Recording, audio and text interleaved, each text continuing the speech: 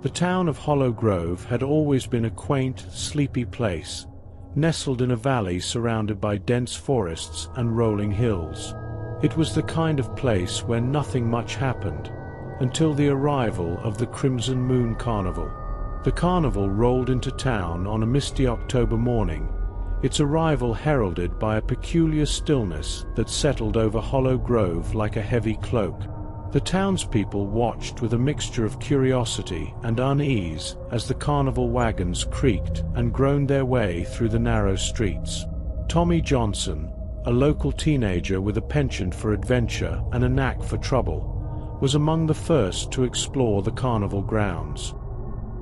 He had always been drawn to the mysterious and the unknown, and the Crimson Moon Carnival promised both in abundance. As Tommy wandered through the maze of colorful tents and stalls, he couldn't shake the feeling that there was something off about the place. The carnival workers, all dressed in elaborate costumes that seemed to belong to another era, moved with an eerie grace, their smiles too wide and their eyes too bright. Near the center of the carnival grounds stood a towering Ferris wheel, its rusted metal frame looming ominously against the gray sky. Tommy felt a chill run down his spine as he approached, the hairs on the back of his neck prickling with unease. He was about to turn back when a voice called out to him from the shadows. "Hey kid, you lookin' for a thrill?" Tommy spun around to see a man leaning casually against a nearby tent. He was dressed in a tattered top hat and a coat that seemed to shimmer in the dim light. His eyes, though hidden beneath the brim of his hat, twinkled with mischief. "Who are you?" Tommy asked, trying to keep his voice steady despite the unease gnawing at his gut. The man chuckled, a sound that sent shivers down Tommy's spine. "Just a humble showman," he replied with a bow. "Welcome to the Crimson Moon Carnival, where dreams and nightmares collide." Tommy hesitated, unsure whether to stay or flee, but curiosity got the better of him, as it often did. "What kind of thrills do you offer?" he asked, his voice betraying a hint of excitement despite his growing unease. The showman's grin widened, revealing teeth that seemed too sharp and too white. "Step right up and see for yourself," he said, gesturing towards a tent that seemed to pulse with an otherworldly glow. "The Hall of Shadows awaits." Tommy followed the showman into the tent, his heart pounding in his chest. The interior was bathed in a dim, flickering light that cast long shadows against the walls. The air was heavy with the scent of incense and something else, something metallic and acrid. The showman led Tommy through a series of winding corridors lined with velvet curtains that seemed to absorb the light rather than reflect it. Strange symbols and sigils adorned the walls, their meanings lost to Tommy, but sending a shiver down his spine nonetheless. They finally entered a large chamber at the heart of the tent. The room was dominated by a massive crystal ball that shimmered with an inner light. Around the crystal ball were rows of empty chairs, each facing a small stage illuminated by a single spotlight. "What is this place?" Tommy asked, his voice barely above a whisper. The showman chuckled again, his amusement echoing through the chamber like a distant thunderclap. "The Hall of Shadows," he replied, "where the past and the future collide, where dreams and nightmares take shape." Tommy's unease grew as he took in the scene before him. "What do you mean?" The showman's grin widened. "Sit," he said, gesturing towards one of the chairs, "and witness the dance of shadows." Reluctantly, Tommy obeyed. He settled into the chair, his eyes fixed on the crystal ball before him. The showman took his place on the small stage, his silhouette outlined against the spotlight. "Prepare yourself, young Tommy," the showman said, his voice taking on a hypnotic quality. For what you are about to see cannot be unseen." The crystal ball shimmered and began to glow with an otherworldly light. Images flickered across its surface, images of places Tommy had never seen and faces he had never known. A sense of dread settled over him as the visions unfolded, each one more unsettling than the last.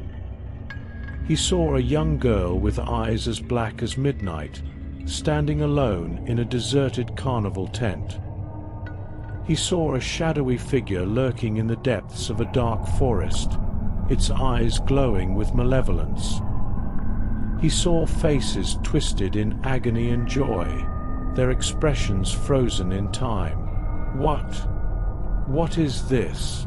Tommy gasped, his heart racing with fear.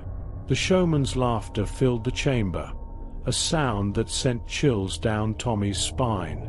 "This is the Hall of Shadows," he replied, his voice echoing through the chamber, "where the truth lies hidden beneath the veil." Tommy wanted to run, to flee from the horrors unfolding before him, but something held him in place, a morbid curiosity, a desire to understand the mysteries that surrounded him. "Tell me," Tommy whispered, his voice trembling, "what does it all mean?" The showman's grin faded, replaced by a look of somber contemplation. "The carnival," he said quietly, "is a place of transformation. It offers thrills and wonders beyond imagination, but at a price." Tommy's breath caught in his throat. What price? The showman's eyes glittered with an ancient knowledge. "The carnival feeds on dreams," he explained. "It feeds on the desires and fears of those who enter its gates. Some find what they seek, a glimpse of the future, a taste of power. But others—" His voice trailed off, a shadow passing over his face. "But others," Tommy pressed, his fear momentarily forgotten in his quest for answers. The showman shook his head. "Others are consumed by the shadows," he said quietly, "lost to the darkness that lurks within." As Tommy emerged from the Hall of Shadows, he found himself drawn deeper into the mysteries of the Crimson Moon Carnival. He wandered through the maze of tents and stalls, his mind buzzing with questions and his heart heavy with unease. He passed a fortune-teller's tent, where a woman with eyes like emeralds offered to read his future. He passed a tent filled with exotic animals, creatures with scales and feathers that seemed to shimmer with an otherworldly glow. He even passed a tent where a group of acrobats performed gravity-defying feats that left him breathless. But amidst the wonders, Tommy couldn't shake the feeling that something dark and sinister lurked just beneath the surface. He caught glimpses of shadowy figures moving in the corners of his vision, their eyes watching him with an intensity that sent a chill down his spine. Night fell over Hollow Grove, casting long shadows across the carnival grounds. The air grew colder, the atmosphere thick with a sense of anticipation that seemed to pulse with each beat of Tommy's heart. He found himself drawn once more to the towering Ferris wheel at the center of the carnival. Its rusted metal frame loomed against the darkened sky, its cabins swaying gently in the chilly breeze. Tommy approached cautiously, his footsteps echoing against the hard-packed earth. As he neared the base of the Ferris wheel, a figure stepped out from the shadows.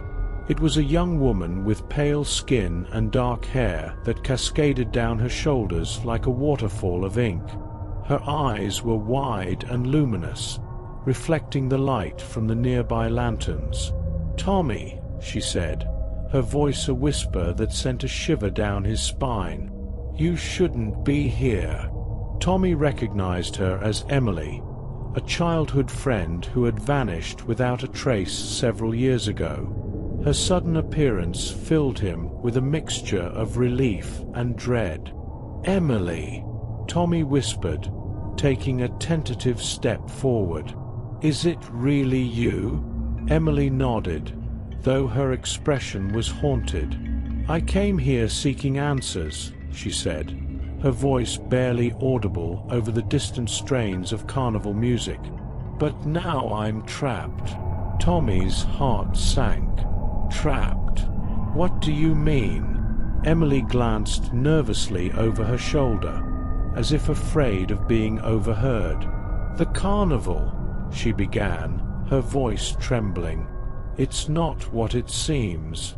It feeds on our fears, our desires, our souls." Tommy's blood ran cold. "But why? Why would it do that?" Emily shook her head, her eyes filled with a profound sadness. "I don't know," she admitted, "but I've seen things, terrible things. The shadows. They whisper to me, they call to me." Tommy took another step closer, reaching out to grasp Emily's hand. "We have to get out of here," he said urgently. "We have to find a way to escape." Emily's eyes widened with fear. "There's no escape," she said quietly. "Once you enter the carnival, you're trapped forever."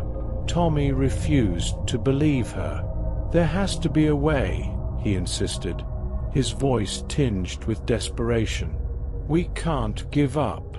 Emily hesitated, her gaze flickering towards the Ferris wheel. "There is one way," she said reluctantly. "The dance of the crimson moon." Tommy frowned, his mind racing. "What's that?" Emily swallowed hard. "It's a ritual," she explained, her voice trembling. "A ritual that takes place once every decade, when the moon is at its fullest."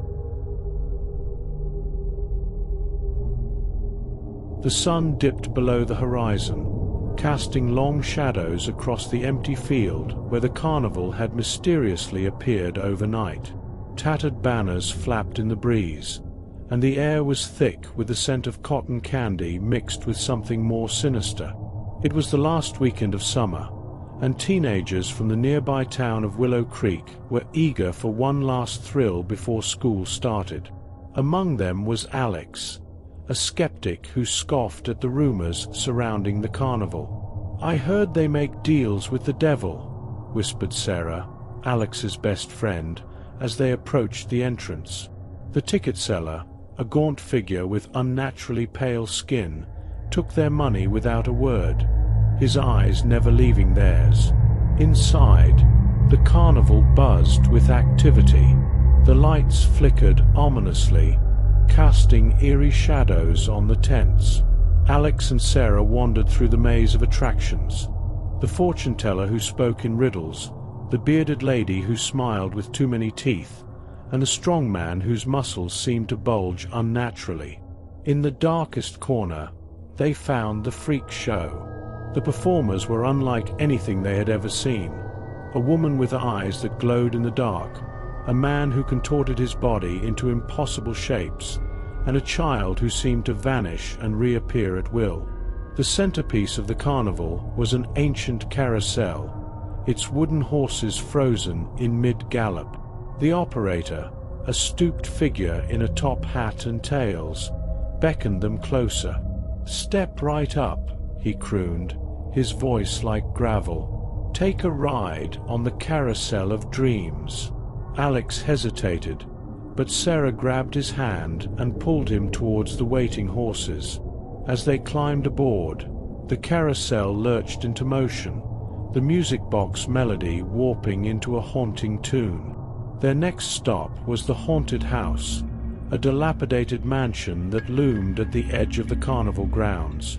The paint was peeling, and the windows were boarded up, but a flickering neon sign promised thrills inside.